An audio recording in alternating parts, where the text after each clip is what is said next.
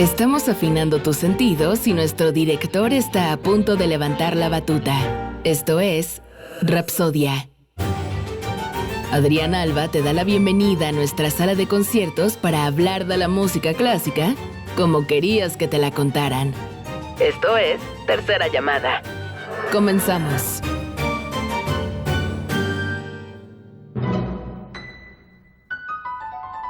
Hola, mi nombre es Adrián Alba y quiero darles la más cordial y emocionante bienvenida a esta noche de Rapsodia que, como cada martes, ya es una especie de tradición y hábito. Así es, y eso es bonito porque quiere decir que la música clásica está siendo contada como querías que te la contaran. Y nuestra misión, nuestra labor y nuestra función aquí en Rapsodia es enterarte, informarte y contarte solo lo mejor de lo mejor. Así que hoy tenemos un programa muy interesante que ya tenía muchas ganas de hacer, por cierto, y hablaremos de una pieza fundamental para la música mexicana de concierto. Y es que hoy tenemos la dicha de presentarles a un personaje del que ya hemos hablado un poco aquí en Rapsodia, y hoy le dedicamos un programa entero al concierto en do menor para violonchelo de Ricardo Castro. Así es, el primer concierto para violonchelo escrito en México hoy será escuchado por ustedes y eso nos da mucha emoción porque además no va a ser con cualquier intérprete, ni con cualquier orquesta, ni con cualquier director. Hoy tenemos un trío muy interesante, dos mexicanos y una orquesta, pues nada más y nada menos que la Orquesta Sinfónica de Berlín. Así que dices, órale, va a estar locochón. Y dejen que se enteren quién es nuestro director y nuestro intérprete. Pero hoy hay bastante información, así que espero que tengan una deliciosa bebida refrescante o calientita, ya depende de cada quien. Y vamos a comenzar. Por lo pronto, el violonchelo, ese instrumento fantástico, hermoso, sensual, que afecta directamente nuestro vientre bajo con sus vibraciones en clave de fa. ¿Qué quiere decir esto? El violonchelo es un instrumento que se toca en el registro de la clave de fa, es grave, tun, tun, tun, tun, tun. Se toca con el arco y también puede usarse los dedos para hacer el pizzicato, etcétera, etcétera. Tal vez no es tan sencillo poder explicarles estas técnicas así nada más hablando, deberíamos tener aquí el violonchelo para demostrarlo, pero en este momento está en el taller, lo tiene el buen maestro Alfonso Foncinix, a quien le mandamos un fuerte abrazo y un saludo, porque estamos experimentando en mejorar su sonoridad. Por lo pronto, muchos se han lamentado los instrumentistas mexicanos de la escasez de composiciones mexicanas para este tipo de instrumentos. Claro, estamos hablando de un contexto en el que los compositores actualmente pues van un poco en aumento, pero también los lenguajes musicales están cambiando. Por eso va a ser importante comprender el contexto, la época y quién fue Ricardo Castro, porque nos legó un extraordinario concierto para violonchelo y orquesta. Es una obra de gran dimensión y ha permanecido y permaneció mucho tiempo en la oscuridad, casi un siglo antes de que fuera interpretada y grabada por el personaje, el violonchelista del que vamos a hablar en unos instantes, y este es Carlos Prieto, una institución dentro del violonchelo mexicano. Y esto me recuerda a mi maestra de violonchelo, la maestra Cristina Ponce, a quien le envío un fuerte abrazo y saludo, porque el día que vio tocar a Carlos Prieto, entonces es un personaje muy interesante y ya lo vamos a escuchar. Este concierto tuvo 3 presentaciones en vivo, la primera en interpretación de Domingo González en 1938. Y cabe la pena mencionar que de hecho no hay un dato muy específico sobre la época de creación de este concierto. Se tiene seguridad de que fue a finales del último siglo, del siglo XIX, y es importante también partir de la premisa de que Ricardo Castro es el compositor más importante del siglo XIX en lo que a México se refiere. Hablamos de un concierto de finales del siglo XIX, y aquí vemos que su primer presentación en público es en 1938. Después lo hizo Víctor Manuel Cortés en 1976, hasta que el maestro Carlos Prieto en 1982 hace la presentación y con esto ya también una grabación definitiva e histórica. Y hoy lo vamos a escuchar en interpretación de este concierto. Y si analizamos la importancia histórica, ¿cómo podemos medir el éxito de una obra? Bueno, es un tema muy discutible. Tal vez podríamos partir de un cuestionamiento estético, pero no, más bien lo haremos desde lo práctico, porque no se puede negar que la mayoría de las veces el rating de una obra o de una pieza determina su validez y su importancia a lo largo de la historia. Cuando empezamos Rapsodia nos dábamos cuenta de que el gran problema de la música clásica es que hay algunas figuras muy posicionadas y que ubicamos a la brevedad. Johann Sebastian Bach, Ludwig van Beethoven, Wolfgang Amadeus Mozart, por dar un ejemplo mínimo. Son los referentes que la música clásica nos arroja de inmediato. Pero ¿qué pasa en México? Es importante seguir cultivando esta visión de la música clásica dentro del territorio nacional. Porque también hay obras ya muy validadas históricamente, y un ejemplo muy bueno es el del Huapango de Moncayo, que ya hemos dicho en Rapsodia y que estamos preparando por fin ya este programa. No era un huapango, era una colección de sones, y eso es lo más interesante, lo hace infinito. La validez como obra artística se determina de manera proporcional a cuántas veces se ha escuchado esta obra. Y es importante que empecemos a conocer y a escuchar esta música para que también tenga una validación mucho más importante a nivel social. Claro que esa es nuestra labor social en Rapsodia, hacer que las mejores obras de la música clásica mexicana también se conozcan. Y este es el caso, así que yo encantado, vamos a escuchar esta música magnífica, pero antes tenemos que hablar de algo muy interesante que ha sido una de las funciones de Rapsodia que más me gustan. Es momento de analizar más allá de los sonidos. Descifremos juntos el lenguaje de la música clásica en Abriendo la partitura.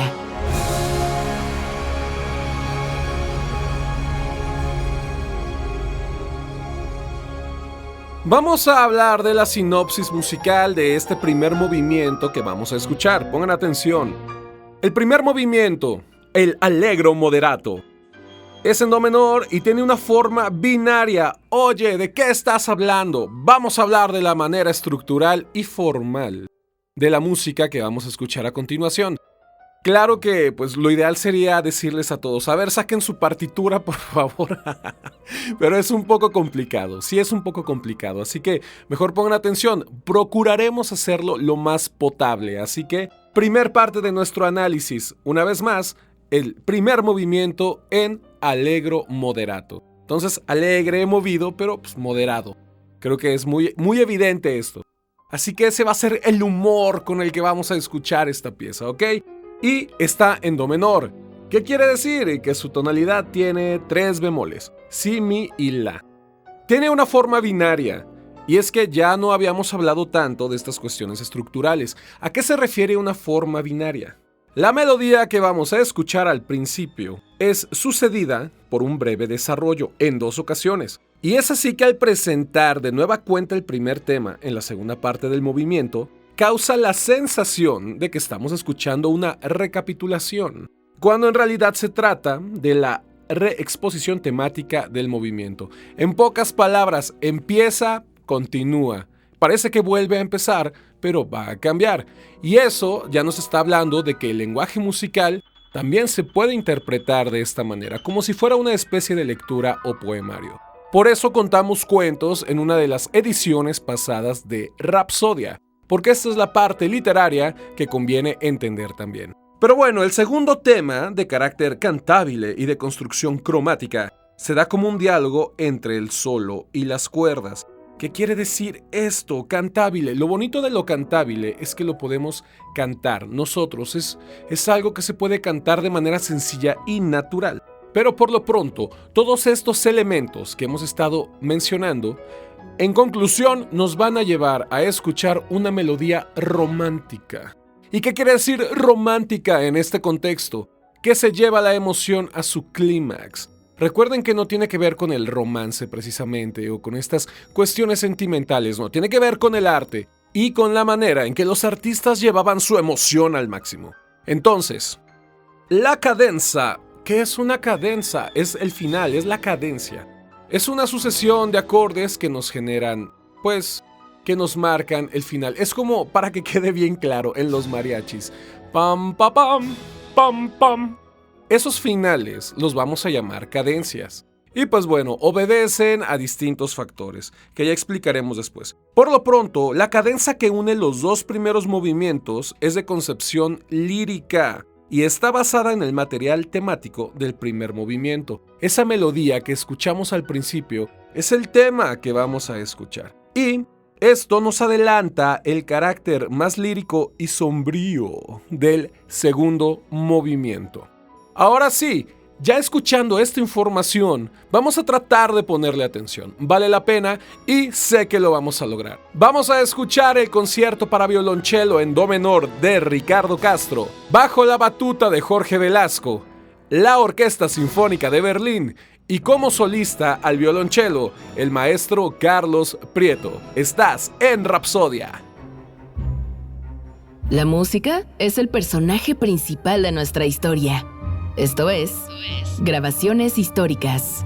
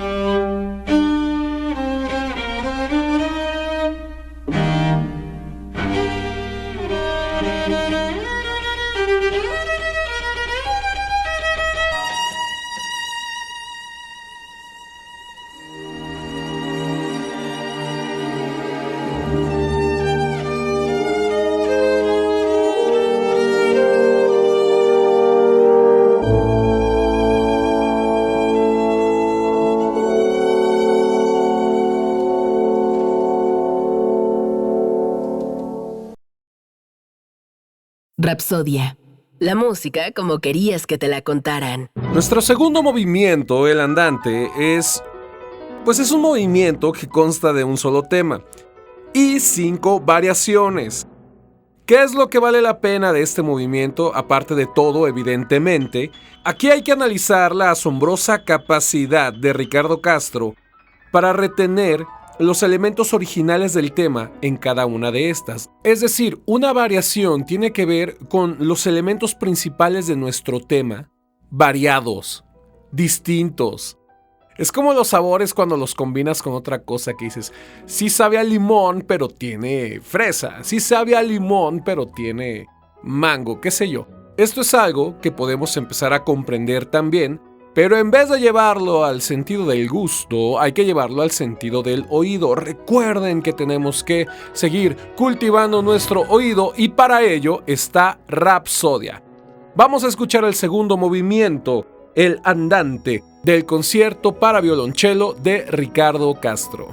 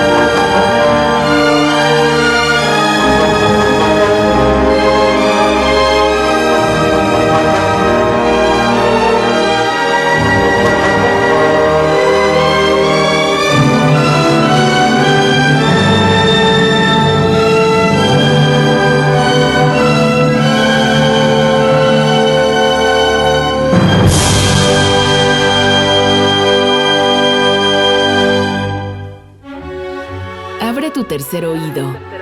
Estás escuchando Rapsodia en TV4 Radio 94.7.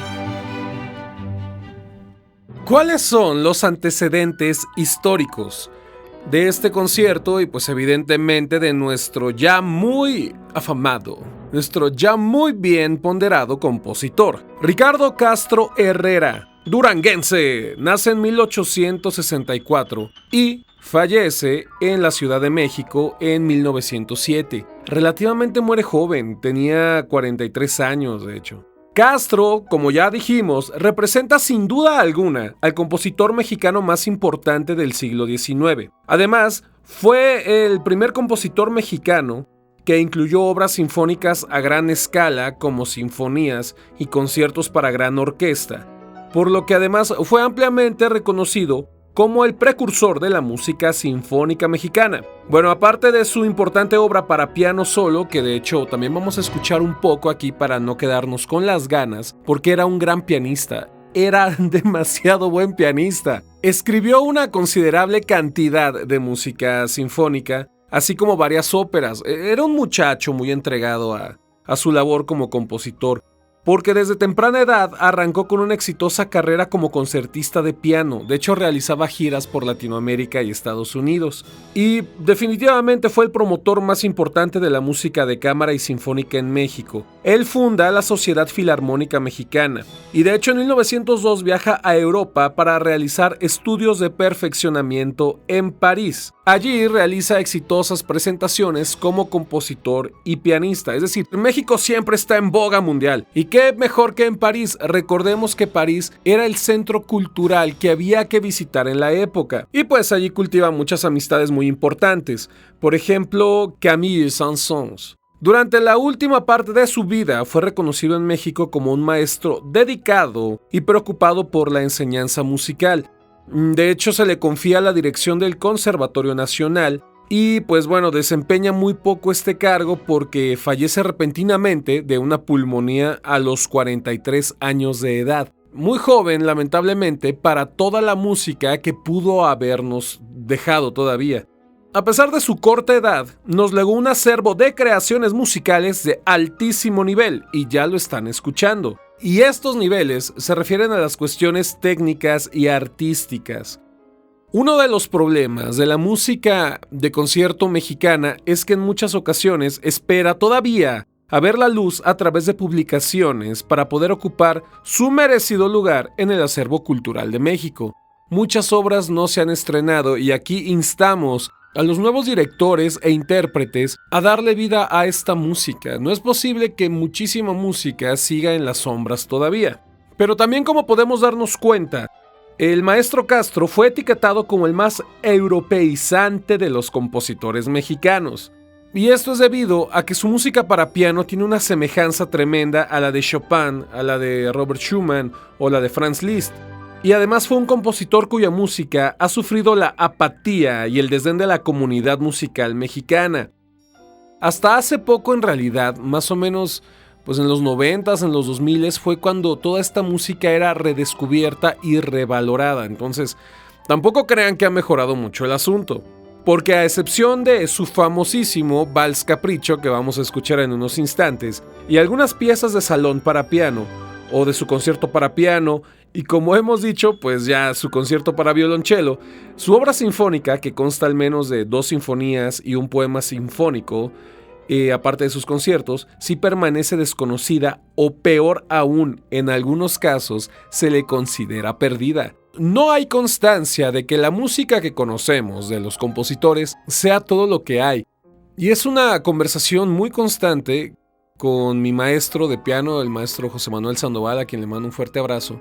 Y es que él estudió en el Conservatorio Chopin y decían sus maestros que pues en realidad gente como Chopin o como Franz Liszt era gente que improvisaba demasiado. Entonces realmente tendremos un 30 o un 40% de su música, pero mucha se perdió y mucha era improvisada, nunca fue escrita, no había manera de grabarla, etcétera, etcétera.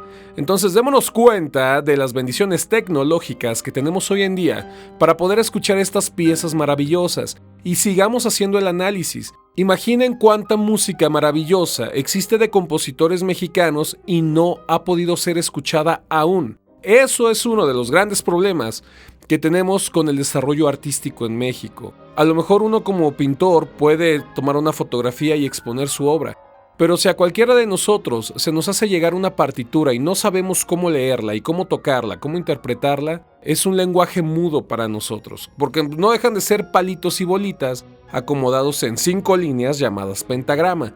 Entonces, analicemos eso. ¿Por qué la música, al ser el lenguaje universal, es la que menos sabemos interpretar, leer y mucho menos escuchar cuando vemos una partitura frente a nosotros? Es todo un debate social y filosófico. Pero me gusta, porque ya saben que a Rapsodia le gusta la polémica y queremos hacer conciencia de esto. La música de concierto en el México del siglo XIX estuvo completamente dominada por 2 géneros, al igual que en prácticamente todo el mundo, géneros asimilados y cultivados desde principios del siglo. Primero, la ópera y la música de salón europea, porque era lo que los grandes músicos que viajaban a Europa a estudiar, pues aprendían.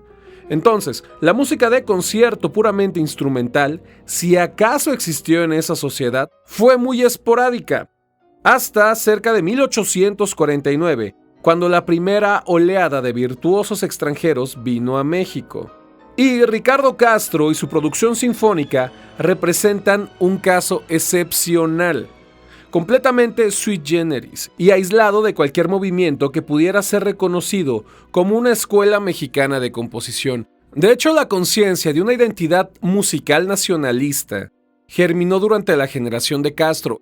Castro fue uno de los primeros en apuntar aún dentro de su lenguaje europeo hacia el movimiento nacionalista mexicano, que sí llegó a florecer en las 2 próximas generaciones, primero con Manuel María Ponce y después con Carlos Chávez, de quienes ya hemos hablado. Ahora, ¿qué es lo bonito también de escuchar esta obra? Que estamos escuchando a alguien que tenía un dominio extraordinario de los principios de orquestación, y sus ideas temáticas son originales, muy originales de hecho en su concepción, y elaboradas en su desarrollo. Empiezan de una manera muy sencilla e identificable y no siempre podemos continuar esta identificación porque ya tenemos muchos elementos, colores y voces.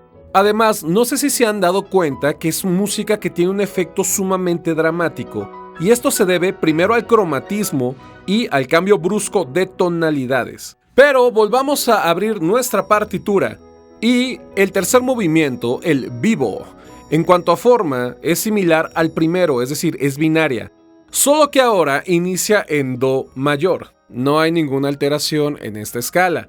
Abre con el solista que expone un tema sumamente hemiótico. ¿Qué quiere decir esto? Quiere decir que hay un desplazamiento del acento. Cuando nosotros marcamos un compás que en este caso va a ser de 3/4, sería 1, 2, 3, 1, 2, 3, 1, 2, 3, 1, 2, 3. Es difícil sentir este metro de manera natural porque podríamos cambiar el acento. 1, 2, 3, 1, 2, 3, o 1, 2, 3, 1, 2, 3, 1, 2, 3, 1, 2, 3. Entonces, esta música tiene este cambio de acento y de hecho, la construcción melódica sugiere más bien una métrica binaria.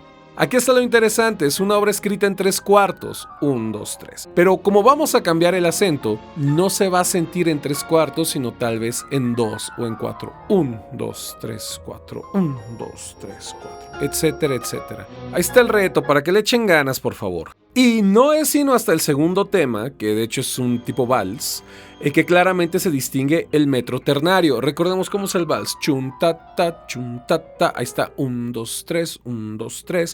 Y aquí sí lo vamos a sentir de una manera mucho más natural. Después viene un largo desarrollo orquestal y Castro expone el tema central del movimiento con gran lirismo y expresividad. Aquí es donde tal vez ya nos metemos un poquito en el conflicto, porque si no identificamos el tema principal, no lo vamos a poder seguir. Recuerden que está al principio, siempre y por lo general está al principio. Y bueno, durante todo el movimiento se presentan alternadamente progresiones cromáticas e interpolaciones de material lírico legato, con otras de corte temático staccato. Y casi al final, una cita del primer tema, del primer movimiento a manera de coda. ¿Qué quiere decir coda? Que regresa ahí, hombre. Y es lo que nos conduce a un grandioso final. Muchos de ustedes dirán, oye, no te entendí, francamente no entendí. Y por eso es que pueden volver a escuchar este episodio porque lo subimos a nuestro super podcast. Solo busquen TV4 Radio y el programa Rapsodia y escúchenlo una y otra vez. Pero basta de palabras y es hora de actuar. Vamos a escuchar el tercer movimiento, el vivo, del concierto para violonchelo de Ricardo Castro en do menor, solo aquí en Rapsodia.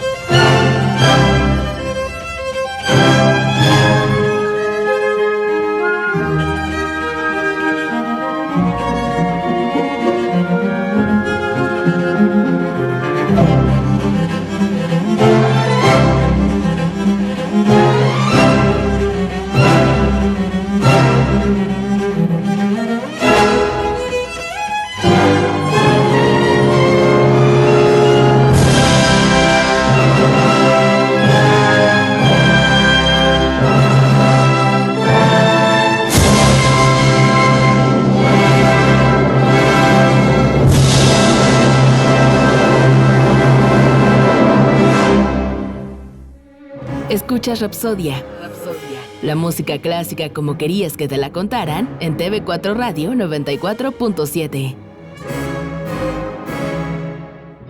Después de esta magnífica expresión musical, debemos decir que esta obra se estrena en Amberes, Bélgica, ni siquiera aquí en México, se estrenó en Bélgica el 28 de diciembre de 1904, con el violonchelista belga Marijn Levenson como solista. Y bueno, solo se puede especular sobre la fecha precisa en que Castro escribió su concierto para violonchelo, aunque como ya dijimos es posible que haya sido escrito o al menos bosquejado durante la última década del siglo XIX, y que su estreno haya tenido que esperar varios años, como también fue el caso de su concierto para piano, una obra cuyo estreno tuvo que esperar 18 años. El siguiente concierto para violonchelo escrito por un compositor mexicano del que tenemos noticias es el concierto Tarahumara de Curi Aldana, escrito en 1982, 78 años después de el de Castro.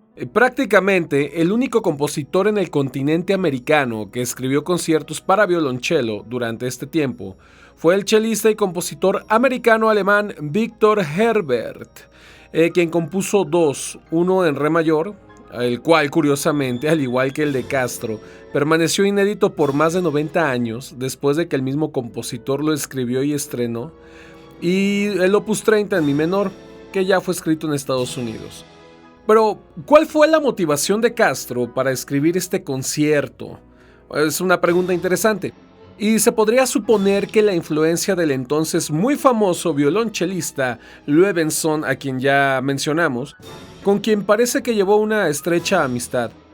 Bueno, esto sí es determinante, y también muy probablemente fue él quien inspiró su composición. Sin embargo, debemos reconocer que sería muy aventurado suponer que hubo una colaboración de carácter técnico entre ellos. ¿Por qué? Porque la escritura de este concierto es demasiado pianística. ¿Y en qué se nota? En que si sacan su partitura una vez más, se van a dar cuenta de el uso de octavas paralelas en los pasajes líricos. Difícilmente hubiera sido recomendado por el violonchelista. Por otro lado, tal vez también influyó en él la extensa producción de conciertos para violonchelo y orquesta que proliferaron a partir de la segunda mitad del siglo XIX. Tenemos, por ejemplo, el de Robert Schumann, escrito en 1850, el de Camille Saint-Saëns, compuesto en 1873, y el de Edouard Lalo, estrenado en 1877, así como las variaciones rococó de Tchaikovsky, que son de 1876. Pero es poco probable, por su cercanía cronológica, que haya escuchado el más exitoso de ellos, el concierto para violonchelo de Antonin Dvorak, estrenado en Londres en 1896. Insistimos, sería muy aventurado afirmar que Castro intentó asimilar cualquier estilo o tratamiento de alguna otra obra, ya que definitivamente su concierto tiene un idioma muy personal en su trato melódico, armónico y formal. La instrumentación de este concierto es de las más completas entre los conciertos para violonchelo. Flautín, 2 flautas, 2 oboes, 2 clarinetes, 2 fagots, 2 trompetas, 4 cornos, 3 trombones, timbales, percusiones, arpa, cuerdas y el violonchelo solista. Por si no podían nada más con un pianito sonando, pues ahí les dejamos toda esta densidad armónica que podemos escuchar. Por eso comentábamos que de repente no es tan sencillo seguir los temas, porque una cosa es tener una voz que podamos recordar, escuchar e identificar, y otra es tratar de identificar cómo tiene sus variaciones con todas estas demás voces en juego. Pero hagamos un recuento de lo que este concierto ha representado históricamente en México.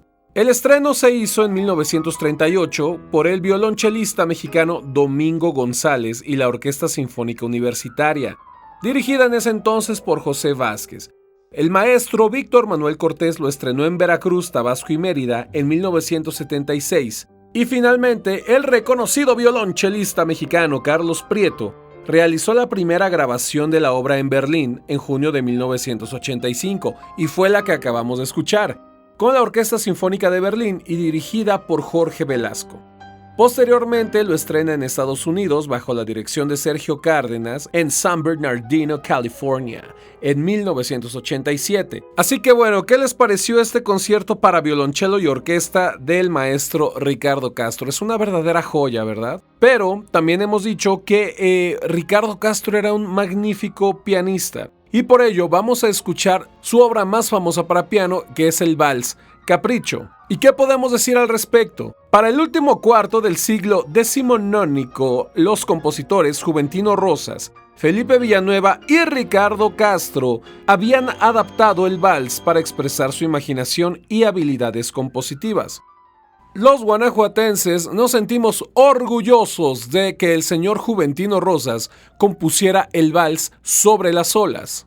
Pero nos damos cuenta de que estos valses ya superan las habilidades del pianista promedio y los denominaron valses de concierto. Tienen características mucho más virtuosas y por tanto demandantes. Implican un gran desenvolvimiento técnico, esa es la verdad. Y aquí es donde sí se requieren estudios pianísticos para poder avalar la interpretación correcta de estas obras. Y aquí es donde cabe recalcar que estos son los compositores que se colocaron a la vanguardia como expositores de esta forma musical. El Vals Capricho de 1893 de Ricardo Castro, junto con el Vals Sobre las olas de 1887 del ya mencionado Juventino Rosas y el Vals Poético de Felipe Villanueva del año 1888, configuran el conjunto de valses cuyo éxito en cuanto al gusto del público y predilección de los intérpretes ha significado trascendencia. Y lo decíamos al principio, ¿en qué se basa la popularidad de una obra?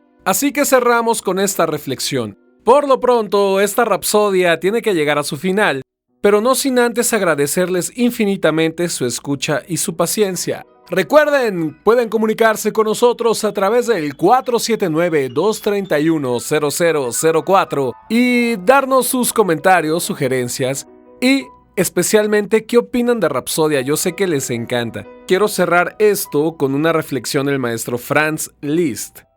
La música es el corazón de la vida. Por ella habla el amor. Sin ella no hay bien posible.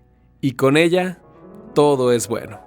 Que la música ponga todo en su lugar. Mi nombre es Adrián Alba y los dejo con Joseph Olechowski interpretando el Vals Capricho del maestro Ricardo Castro. Hasta la próxima.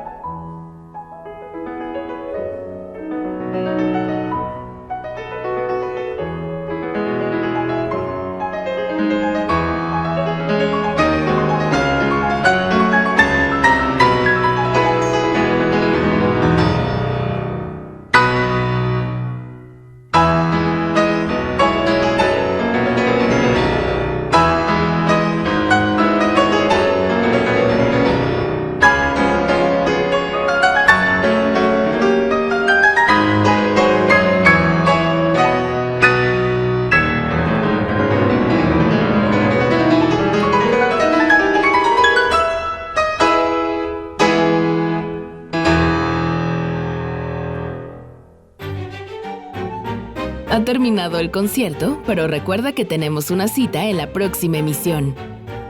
Abre tu tercer oído y nutre tu espíritu con la música más bella. Esto fue Rapsodia. La música clásica como querías que te la contaran.